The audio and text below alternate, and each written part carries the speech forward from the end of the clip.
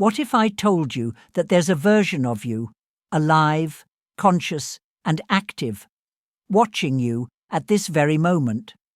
And not as a philosophical idea, but as a real part of you, existing on a plane your eyes can't see. This version knows exactly where you are, what you feel, and everything that is still to come. And the strangest part, at certain moments, it tries to reach you. Some spiritual teachings say that this parallel consciousness is higher.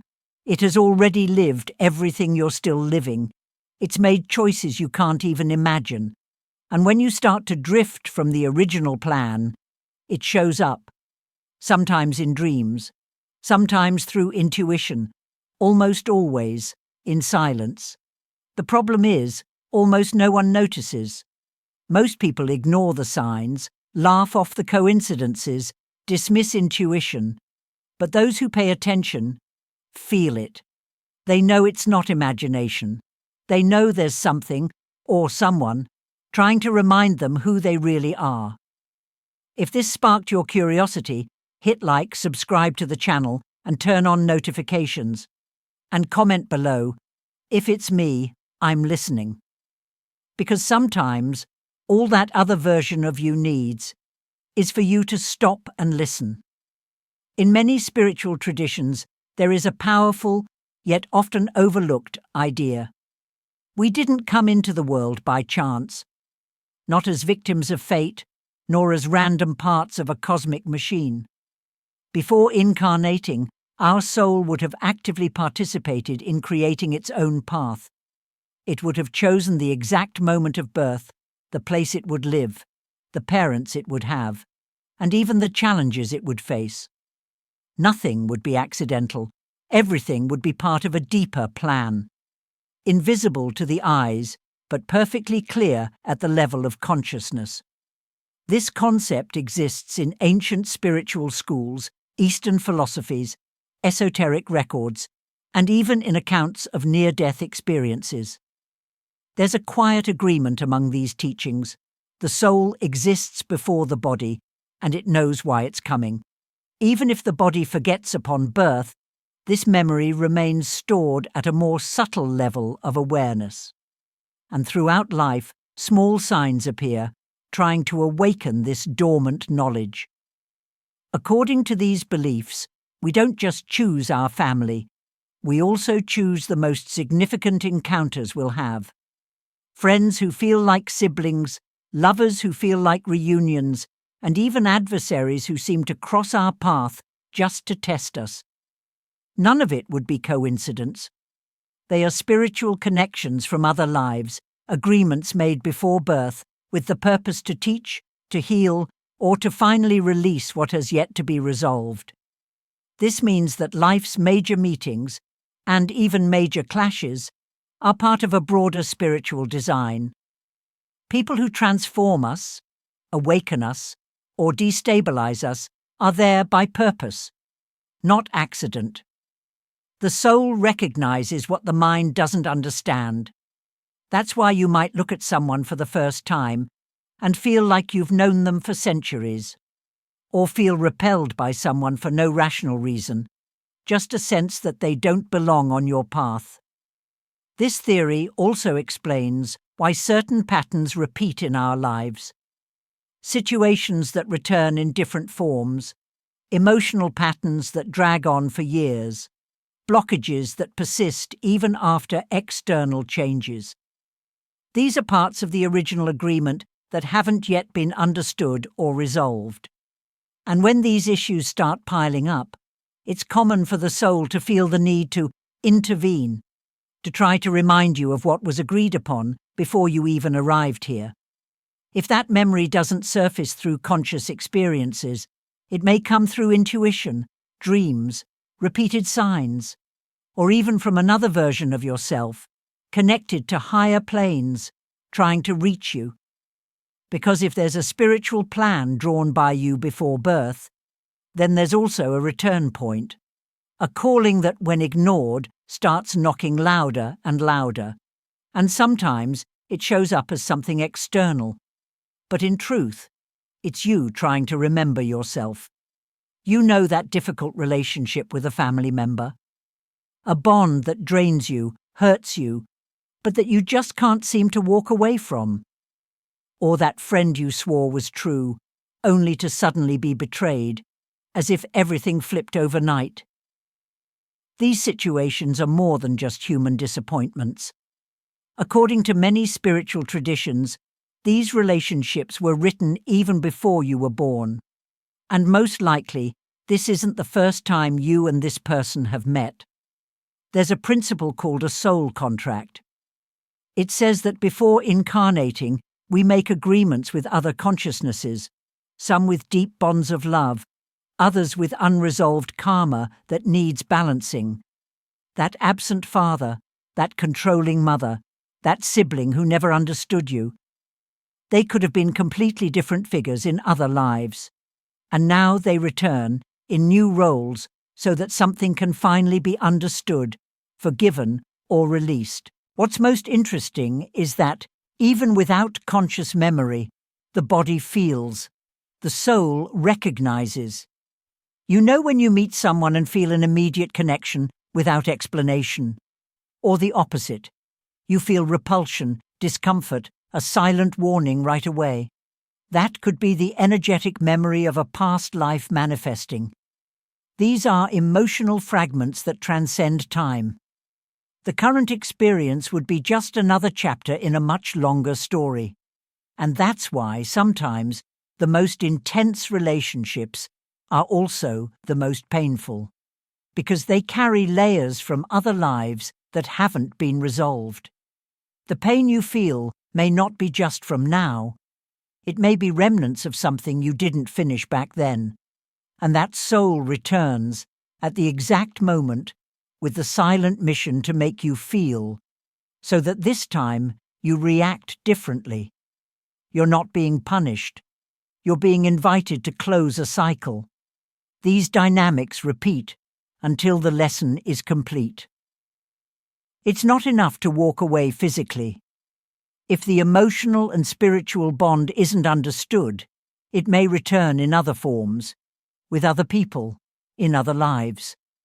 That's why difficult situations with close people shouldn't be ignored. They should be looked at more deeply. Why does this person trigger me so much? What are they reflecting?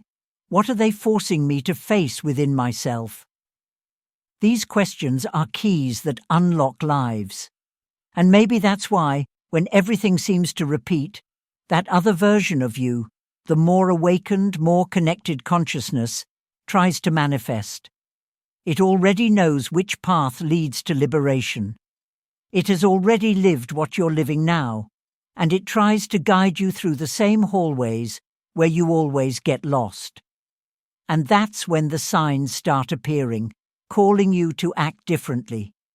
Because the soul is tired of repeating. It just wants to fulfill and move on. Sometimes we look at our lives and simply don't understand. Why do we go through so many hard things? Why do some situations feel heavier for us than for others? Or why do we struggle so much to achieve something that seems easy for others? These questions follow us in silence and often make us believe we're being forgotten, punished, or left behind. But according to various spiritual traditions, the answer may lie in the choices you yourself made before being born. The soul, when incarnating, chooses its journey. And these choices aren't made for comfort, but for growth. Every pain you faced, every emptiness, every loss, every obstacle, was part of a map designed to force you to expand. The soul isn't afraid of suffering. It's urgent about evolution. And that's why often it chooses harder trials, longer paths, more challenging relationships. Not because you deserved to suffer, but because your consciousness had the capacity to endure and learn from it. While some people come to Earth to stabilize, build, or live simpler experiences, others come to clean what was never cleaned, close ancient cycles, transform deep patterns. And these souls often carry intense lives marked by ruptures, new beginnings, and profound internal phases. They do achieve things, but only after going through the trials they agreed to face. Nothing that happens is random, but it's not punishment either. It's a response to what was agreed upon before. And when we stray from what was agreed upon, when we start fighting against what we chose, something inside us tries to remind us. Sometimes we feel a discomfort with no explanation. Other times, we find ourselves in situations that force us to stop, reflect, change direction. It may come through illness, loss, emotional breakdown, or simply a constant feeling that we're living a life that isn't ours. That's not bad luck. It's the soul itself trying to realign you with what you promised to live. At this point, the most conscious version of you, the one still connected to the spiritual plane, may begin to manifest. It doesn't show up in words, but in signs. Signs that something is out of place. Strange synchronicities, symbolic dreams, repeated messages, screaming intuitions. And the more you resist, the louder these signs get. Because that part of you that watches everything from above already knows where it's going to lead. And it tries, in any way it can, to remind you of what you yourself chose. When you understand this, your perspective changes. You stop asking, "Why is this happening to me?" and start asking, "What is this trying to teach me?" And that shift in question changes everything. Because the soul doesn't need life to be easy. It needs you to wake up. And sometimes it's only when everything feels stuck that the calling finally reveals itself. There are moments when, even with all the signs, we choose to run away. Life offers a direction, the soul sends warnings, patterns start repeating, and still we keep denying the calling. We choose the familiar over the truthful. We pretend we don't feel, that we don't understand, that it's just another phase. But time passes, and what was discomfort becomes conflict. The universe starts closing doors. What once worked starts falling apart. The body wears out. The mind fragments. The soul begins to scream. According to many spiritual teachings, when you run from what you came to fulfill, your energy itself goes out of balance. Relationships become more fragile. Cycles get heavier. Life loses its rhythm. You might still achieve things in the material world, but you feel like something inside is switched off. It's as if everything becomes harder, denser, emptier. Because the farther you go from your purpose, the more life tries to pull you back. And if necessary, it will stop you by force. It's at this point that the soul intensifies its attempt to communicate. Symbolic dreams begin. Unexpected encounters, repeated messages in unlikely places. You feel like something is trying to get your attention. And it is. That parallel version of you, the one still connected to the original plan, begins to interfere. It doesn't use words, but its energy touches yours. And when that happens, it becomes impossible to pretend nothing is happening. But many still resist. And the greater the resistance, the deeper the fall. Because the soul has a limit. It observes, it tries, it warns, it suggests. But if you keep denying it, it begins to interrupt, with pain, losses, blockages, and ruptures. Not out of punishment, but as a desperate attempt to realign you. The soul will not allow you to stay far from what you came here to live for an indefinite time. And if necessary, it will break everything down to rebuild you. These moments are hard, and anyone who has gone through them knows there's nowhere to run. External solutions don't work. Advice doesn't help. Logic fails. Because the problem isn't outside, it's within. And things only begin to improve when you stop, listen, and admit that something inside you is trying to guide you back. This is when many have their first real awakening. because when the soul gets tired of being ignored, it changes the course of your entire life. If you're going through a silent collapse, if everything feels stuck for no reason, if the emptiness has grown despite your accomplishments, maybe this is the moment when your other version is closer than ever. Not to scare you, but to remind you with truth. Because running from the path doesn't erase the mission, it only delays it, and the more you delay, the louder the calling becomes. There are moments in life when something strange happens, and you just know it wasn't random. A glance from a stranger on the street, a sentence spoken by someone you don't even know, a dream so real you wake up with your heart racing. These events aren't just coincidences, they're often your soul trying to wake you up. The soul knows when you're losing yourself, and when that happens, it finds subtle, yet powerful, ways to call you back. And if you pay attention, you'll realize those signs have already shown up more than once throughout your life. Maybe you just didn't know what they meant. Until now. Sign 1. A phrase spoken by someone that you never forgot. You're going about your life, and suddenly, a person, often a stranger, says something unexpected. It wasn't a deep conversation, nor advice you asked for. But that phrase hit you like it was exactly what you needed to hear. And no matter how simple it was, it stayed. Years later, you still remember. These moments happen when the soul needs to give you a message and can't find an opening within you. So it uses someone else as a channel. It might be a rideshare driver, a cashier, someone in line at the bank.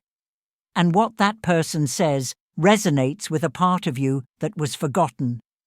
If this has ever happened to you and you couldn't explain why it hit so hard, now you understand. The soul doesn't shout. It whispers through unlikely scenes. And when you feel that echo deep inside, it's not the person speaking, it's you remembering. Sign 2. A dream that felt more real than life itself. Not just any dream, the kind that wakes you with a different sensation in your body. You wake up feeling like you've lived something real, important, maybe even sacred. The images may fade with time, but the feeling never goes away. These dreams are more than random memories. They are soul encounters with something beyond time. Often they're coded messages, signs about choices, paths, and people. When your conscious mind sleeps, the soul takes the opportunity to deliver what you wouldn't access while awake. If you've ever dreamed of someone you've never seen, unknown places, or situations that later came true, that wasn't just a dream, that was contact. And the more you honor that kind of experience, the closer the soul gets. Sign 3. A sudden urge to change everything. Out of nowhere, without a clear reason, you feel an overwhelming need to change something. Maybe move to another city, cut a tie, drop a project, start from scratch. You try to rationalize, but the restlessness doesn't go away. Something inside you is asking for movement. This sudden urge is a clear sign that the soul is trying to pull you out of a place that no longer makes sense. You might try to ignore it for a while, but that urge will grow. It doesn't come from whim. It comes because your energy is no longer aligned with where you are. The soul knows when a cycle has ended, and if you take too long to act, it starts pushing harder. First comes the urge, then comes the collapse. So when that feeling suddenly arises, stop, listen, observe. Sign 4. Synchronicities that defy logic. You think of someone and they message you. You keep seeing the same numbers. You get signs from songs, phrases, signs, dreams. You think it's coincidence. But deep down, you know there's something more. These synchronicities are the soul's secret language. When life starts sending you messages through the improbable, It's because a greater force is trying to align you with something. Nothing is happening by chance. It's all orchestrated to wake you up. When you start to notice that everything has rhythm, order, frequency, it means you've stepped out of autopilot. And the soul loves when you wake up, because then it no longer has to scream. All it has to do is show you, and you'll understand. Sign 5, a collapse that changed everything. Everything fell apart. Nothing made sense anymore. You lost people, plans, strength. On the outside, it looked like failure, but on the inside, it was the soul rebooting your journey. Many people only awaken after breaking, and that's not weakness, that's rebirth. When you refuse to hear the subtle signs, the soul starts using chaos. It will break down whatever needs breaking to rebuild. It will forcibly remove you from places you'd never leave on your own. And in the middle of the pain, it shows up, silent, present, unshakable. It's at rock bottom that many people feel for the first time that they're being guided, not by something external, but by something that's always been inside, something that waited for your collapse, just to finally be heard. So, have you ever experienced any of these signs? Have you gone through something so strange and yet so meaningful that you were left with the feeling it wasn't just in your head? Maybe it was an unexpected phrase, a vivid dream, an unexplainable urge to change your life. Or even a collapse that turned everything upside down. If anything here reminded you of moments like that, share your experience in the comments. Sometimes what you went through can shine a light on the path for someone still feeling lost. But above all, don't be too hard on yourself. Many people, when they realize they've been ignoring the soul's signs, start to feel guilty, frustrated, or afraid that they're spiritually behind. But the soul doesn't work with urgency. It works with truth. What's meant for you will come back. What you didn't understand before will return in another form, when you're ready to understand. You're not here to be perfect. You're here to slowly remember who you are. And if that memory hasn't come in full yet, that's okay. You haven't failed. You're exactly where your awareness needs to be to begin seeing. The spiritual path isn't linear. Some days you feel connected, and the next, it's like you've lost it all. There are phases of silence, confusion, and emptiness. But none of these phases are a waste of time. They're part of the process, of deprogramming, of cleansing, of making space for the new. So if you're going through a phase where the signs have become more intense, more clear, more frequent, don't panic. Don't try to fix everything right now. Just observe, breathe, listen more calmly. What's real doesn't need to be forced. The soul speaks when it finds space, and if you've come this far, it's because that space is beginning to open. Trust more in what you feel, even if no one else understands. Your soul doesn't make mistakes. It only insists. And when you stop fighting against it, things finally begin to flow. If you've read this far, it means something inside you is ready to hear what you used to ignore.